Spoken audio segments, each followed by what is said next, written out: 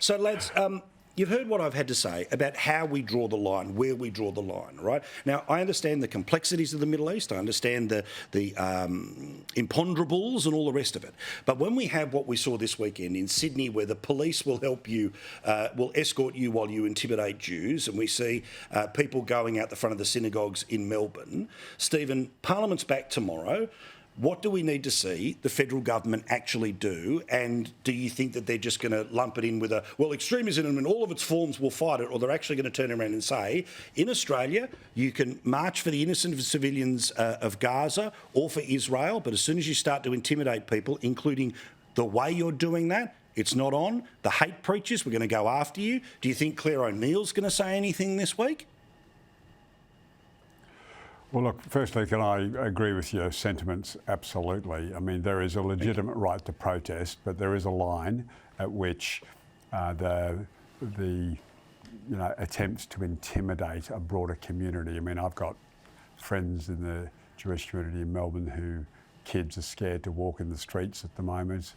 And I mean, that is just, fundamentally un-Australian. So I would hope that those who have decided to behave in that way reflect and understand that we have a very long tradition of protesting in Melbourne. We protest over many things that I've agreed with and I've disagreed with, but you don't do it in a way which is intimidating. You don't cause people who are engaged in a religious observance to feel under threat and evacuate. I mean, can you imagine the reaction in some sections of the media, Paul, if that had happened outside a mosque? Yeah. I mean, people would be up 100%. In arms, as they rightly should be. And so people should absolutely understand the difference between legitimate political protest and, thuggish, intimidatory behaviour that is not acceptable in Australia.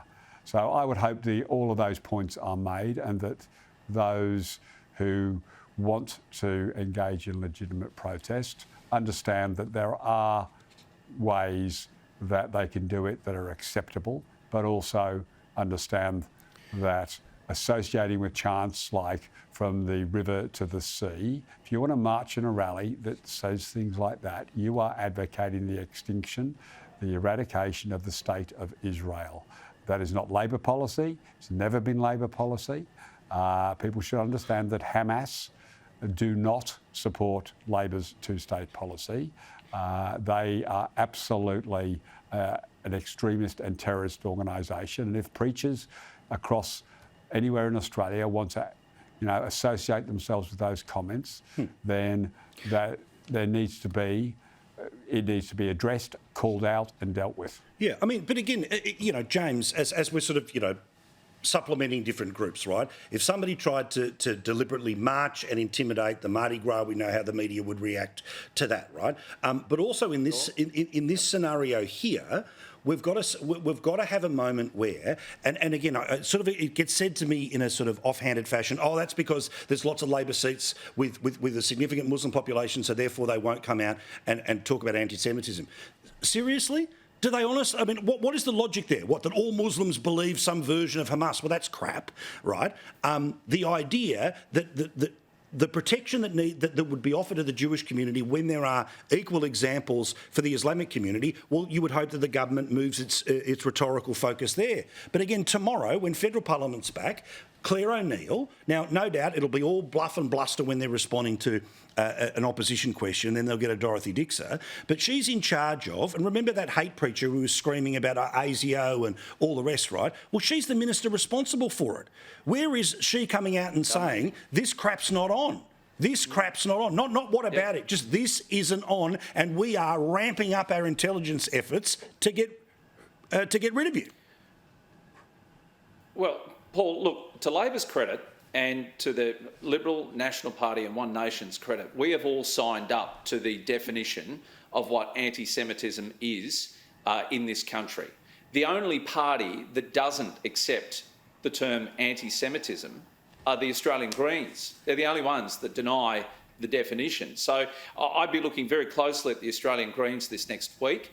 Labor have been very weak on every bit of commentary that they've delivered on the floor of the Senate in the last week, and certainly in the weeks following October 7's attack. What has happened on the streets of Australia is just mind-blowing to me and to so many other people who sit at home. They may not see it in the flesh, but they are sitting at home saying, this is not the Australia we know. We've got 100,000 Jewish people in this country or thereabouts. The concern on many of those, around the table of many of those families is deep. It is extremely concerning to a lot of those families. Now they won't even allow their kids out of the house without parental guidance or being taken somewhere in the car. They're not allowed to ride their bikes around cities like Melbourne anymore. And this weak excuse that they did not know they were protesting past a synagogue doesn't wash with anyone. So stop with that bullshit, because that's what it is. It needs to be called out for what it is. Good man. And we want to see peaceful protests. I don't have a problem with protests, but when we see this signage, it's got to stop. And, you know, when we see a young kid like, I can't stand Drew Pavlo, but when we see him fined and charged for taking a poster down the Queen Street Mall that calls out China, and yet we see all these other horrible signs that are displayed around the country right now in Sydney and Melbourne, something's got to give. We've got to start cracking down on these people. It's horrible. Let's talk about the